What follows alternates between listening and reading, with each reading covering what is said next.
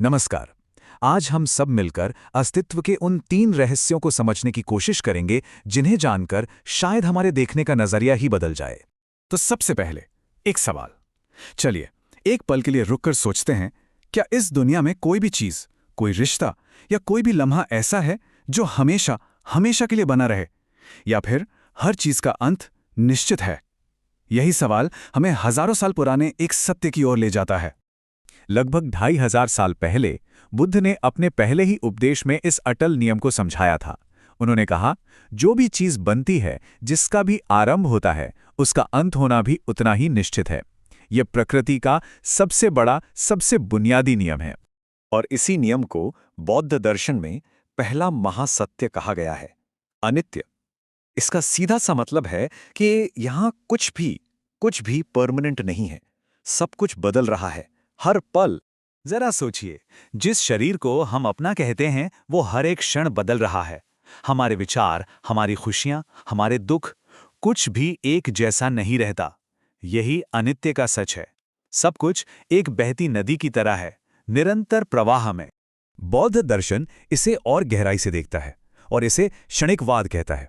इसका मतलब हर चीज सिर्फ एक पल के लिए ही मौजूद है। जैसे किसी जलते हुए दिए की लौ को देखिए, हमें लगता है कि वो एक ही है, पर असल में वो हर पल नई नई लपटों का एक निरंतर प्रवाह है। ठीक वैसे ही हमारा जीवन भी हर पल बदल रहा है, हर पल नया हो रहा है। मेजबान 1 धम्मपद ग्रंथ में बुद्ध इसी बात पर जोर देते हुए कहते हैं, सबे संस्कार अनित्यच्छा। यहां संस्कार का मतलब है वो हर चीज जो किसी न किसी कारण से बनी है, चाहे वो हमारा शरीर हो, हमारे विचार हो, या फिर ये पूरी दुनिया ही क्यों ना हो।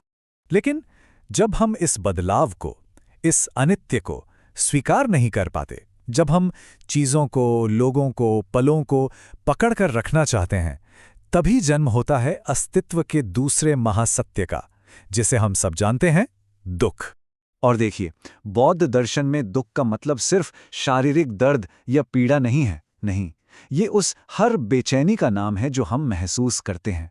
किसी अपने से बिछड़ने का डर, बुढ़ापे की चिंता, या वो खालीपन जो किसी अच्छी चीज के खत्म हो जाने पर होता है। यहां तक कि हमारा सुख भी तो दुख का एक कारण बन जाता है, क्योंकि हमें अंदर ही अंदर पता होता है कि ये हमेशा नहीं रहेगा। ये असंतोष की गहरी भावना है।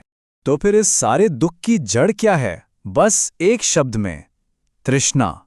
मतलब वो जिद, वो इच्छा कि चीजें हमेशा वैसी ही रहें जैसी हम चाहते हैं। जब हम इस लगातार बदलती हुई दुनिया में कुछ स्थायी, कुछ परमानेंट पकड़ने की कोशिश करते हैं, तो हमारे हाथ में सिर्फ निराशा और दर्द ही आता है। तो हमने देखा कि सब कुछ बदल रहा है, यानी अनित्य है, और इस बदलाव को स्वीकार करने से दुख होता है। अब सवाल ये उठता है कि इस बदलते हुए प्रवाह में मैं कौन हूं? और यहीं हम तीसरे और सबसे गहरे सत्य पर आते हैं, अनात्म। बौद्ध दर्शन कहता है कि जिसे हम मैं या मेरा समझते हैं, वो कोई एक ठोस स्थायी चीज नहीं है, बल्कि वो तो 5 चीजों का एक जोड़ है। पहला, हमारा ये शरीर यानी रूप। दूसरा, हमारी महसूस करने की क्षमता, जैसे सुख दुख यानी वेदना। तीसरा, हमारी पहचानने की शक्ति यानी संज्ञा। चौथा, हमारी आदतें और विचार यानी संस्कार।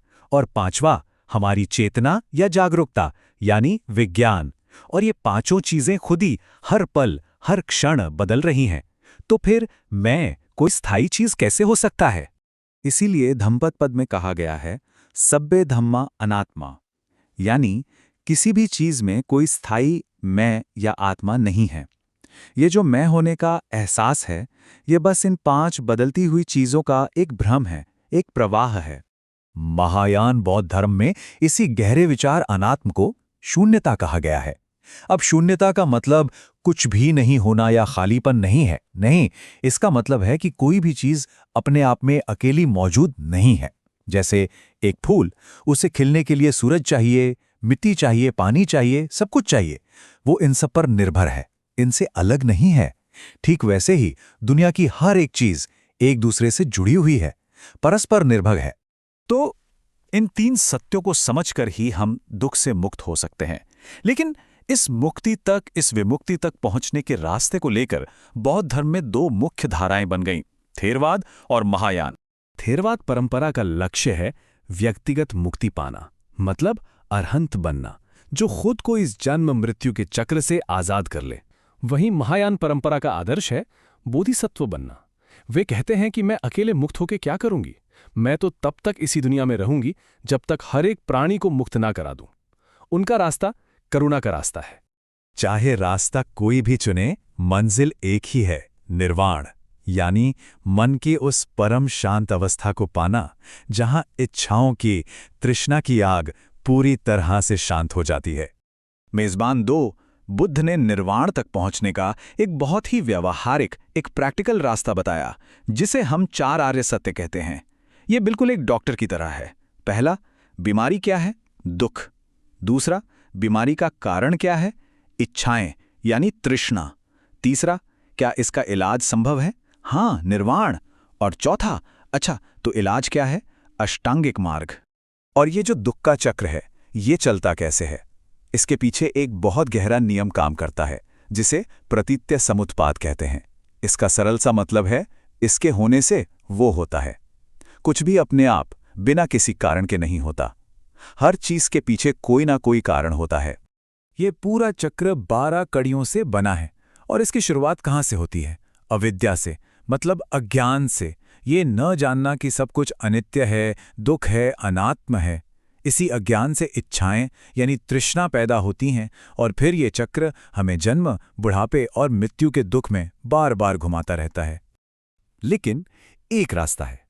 जब ज्ञान का प्रकाश होता है और हम इन तीनों सत्यों, अनित्य, दुख और अनात्म को सिर्फ समझते नहीं बल्कि सीधे अनुभव कर लेते हैं, तब अज्ञान का अंधेरा छट जाता है, दुख के इस चक्र की जड़ ही कट जाती है, और इच्छाओं की जो आग न जाने कितने जन्मों से जल रही थी, वो शांत हो जाती है। आपको पता है, निर्वाण शब्द का मतलब ही यही है, बुझ जाना। तो इस पूरी यात्रा का सार क्या है? जब हम सच में ये जान लेते हैं कि सब कुछ अनित्य है, तो दुख अपने आप ही खत्म होने लगता है। और जब हम मैं के भ्रम से परे चले जाते हैं, वही निर्वाण है। ये सब सिर्फ किताबी बातें नहीं हैं, ये एक अभ्यास है। तो आज के लिए बस एक सवाल, क्या हम सब एक पल के लिए अपनी अगली सांस पर ध्यान दे सकते हैं? देखिए, ये सांस अंदर आई और ये चली गई। क्या हम इस छोटे से बदलाव में अस्तित्व के इस सबसे बड़े सत्य को देख सकते हैं?